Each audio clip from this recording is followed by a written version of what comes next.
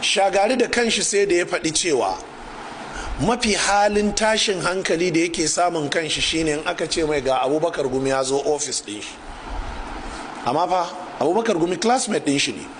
Ka san ku classmate ɗinka ko me ya zama baka shakkar shi, galibi ko me ya zama baka shakkar shi, in ga za ka iya tsikarin shi. Classmate dina ne, wani professor ne yanzu a biyu ke wata ran na gan shi akwai ta shigantaka da yake da zungure sai ce a karar kalla na ce kai ka je gidan rediyo ka sanar da mu ne ka ce a karar kalla yanzu ka zama professor. Ba ruwana, shi professor ne, ni classmate dina ne. Ko kun fahimta jama'a? Sau da haka menene zai biyo baya? Ya ce gaban shi na faduwa in ya ji an ce Abubakar Gumi ya zo, ya ce dan ya tabbatar to ya yi wani abu ba daidai ba ne, mala ya zo ya mai wa'azi ne.